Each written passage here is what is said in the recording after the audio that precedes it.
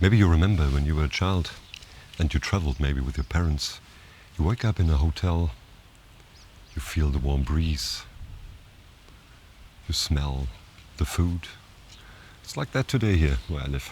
Well, I've got another video today about 3D-Pop and 5 questions that I got, and who would have guessed it because of the title of this video, right? And the title of the video is 3D-Pop and Misconceptions. Let's dive right into it. First question. People often talk about 3D-Pop. What does it actually mean? Is it about sharpness? No. Modern lenses, they get a corner-to-corner sharpness.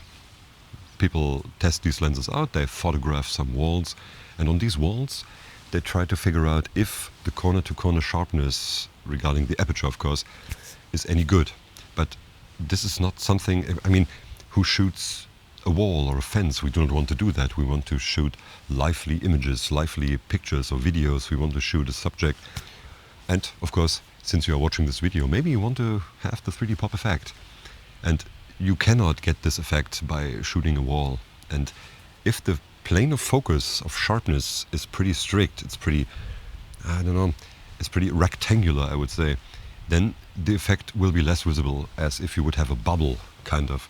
This is why sometimes you focus with an old lens, manual focus of course, then you position yourself in the exact same spot where you focused and you are still out of focus. This is because of the focus field of the bubble that is created by the lens, by the rendering of this lens. So the sharpness itself will not provide 3D-Pop. This is a misconception. And there are some lenses and they are so sharp, like the G Master 35mm for Sony. I've seen videos with this lens, it's so sharp and still has 3D-Pop. And I believe that the Samyang, even though it shouldn't, it has sometimes 3D-Pop on some sensors. And we will talk about this. And I have to constantly scratch myself because I'm full of all these small little black bugs that occur just when the air pressure drops or changes in general, when the thunderstorm is maybe arriving soon. When I was flying airplanes and my windshield was full of these little bugs, I knew I maybe should turn around when it was a smaller airplane. Nonetheless, there is a theory that I heard of that the sharpness of the center is important to provide us 3D-Pop because it renders the subject in the middle very sharp and the edges are pretty sharp and they stand out because then the sharpness falls off slightly into the background. This will contribute to that, as well as of course micro contrast. So the more contrasty the lens is, I can say that, the less is the possibility. But there are exceptions to that too, so who really knows? We will find out. But the sharpness itself is not something that is important for 3D-Pop. Next question. Do I need expensive lenses and will they give me 3D-Pop, or is there more to it? Of course there is. If you have watched some of my videos or some videos of some other channels, you do not need expensive lenses. You do not need expensive lenses to achieve this effect. I cannot say that it's the opposite, so that you just buy cheap lenses and you got this, but the less corrected these lenses are and the less good, I would say, the elements are, it is more likely that these lenses render a bad strict contrast and better micro contrast, like older lenses where they did not coat the glass and so on. It's just glass. No, of course it's not just glass, but you know what I mean. It's the complexity of it, and expensive lenses got more complexity to them. They got like 17 elements and 18 ED glass elements in a 17 elements lens, but no. These lenses are very expensive because the images they produce are very, very sharp. The autofocus is excellent and there is no aberration and nothing. They are so corrected that you get a very good image very fast. And oftentimes they got a very, very open aperture, like 1.2 or 0.95 even. And these lenses are expensive because of that. If you have a lens that 55 or 50mm f0.9, you have to bend the light so much and it has to be so hefty corrected that the image is even sharp at that wide aperture, right? So no, if you if you buy, for example, a G Master lens, there could be some 3D pop, even though theoretically there shouldn't. These lenses are very expensive, and I can see why they're expensive. I cannot see why they even exist, because why have a 50mm, then a 50mm Zeiss, a 50mm G Master, and all from Sony, right? It's just a marketing thing, I believe. There are other lenses like void lenses, they can get pretty expensive. Thypoch, these are good lenses. They should, Thypoch Chimera 35mm should be a bombastic lens regarding 3D pop, but manual focus and still very expensive. But it's always a question of expensive in comparison to what. So if you got a Thypoch Chimera, for example, about $600, $700, it is expensive in comparison to a TT Artisan, but it is not expensive in comparison to a Nikkor S lens, for example, or a G Master. So in general, I would say no, you do not need expensive glass to achieve the 3D pop effect. And let's change the perspective. So I changed perspective a bit so that there is a chance to not bore you to death with these questions and 3D pop in general. Next question. Does lighting, subject, background, separation play into achieving 3D look? Yes. The lighting, of course, and how the scene is built contributes large amount of what we perceive as depth, right? So some lines, something in the foreground, something in the background. It's pretty important that you have a scene like that, because a wall will not give you 3D perception of your brain. It's always what the brain does. You cannot create something three-dimensional. It's just what the brain thinks and perceives and interprets as 3D, right? We have two eyes, everything is flat, but our brain suggests, well, this could be farther away than that, and so on. This is what we perceive as depth. The lighting and how the scene is built contribute a large amount to what we perceive as 3D pop. And there was more to that, wasn't there? There was separation. Yes, the background separation itself does not contribute to that, in my opinion. The bokeh does not mean that there is 3D pop. The background separation is not what is 3D pop, and I do not think that this helps to achieve the effect at all, no. Next question. Is bokeh the same as 3D pop, or are people confusing these things? Well,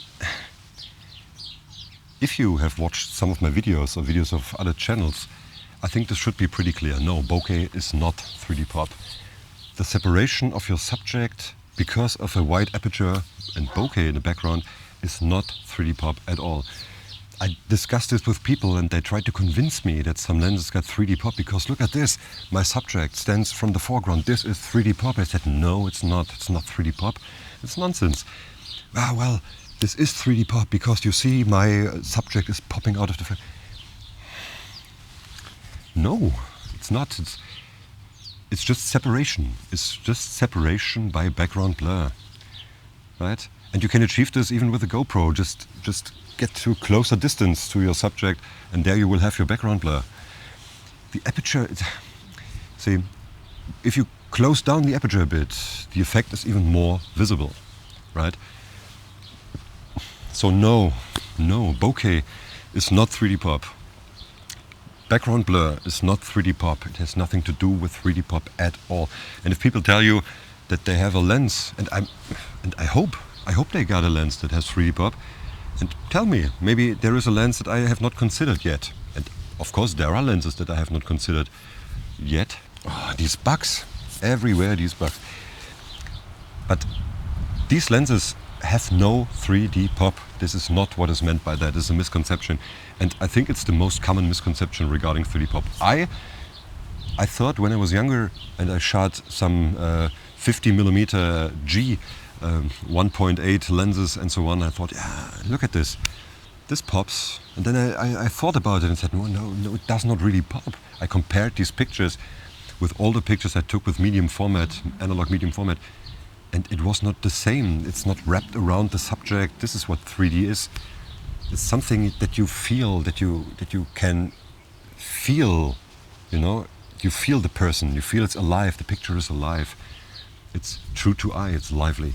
So no, the background blur and the separation has nothing to do with that. Last question. Do you need full frame for that, or is crop sensor enough? Well, As for right now, the whole video was shot on an APS-C sensor on the Fuji X-Trans on the X-T3 with the Fuji 35mm 1.4 R lens, and this had pop. Of course it had. This is one of the poppiest lenses, I believe, for Fuji.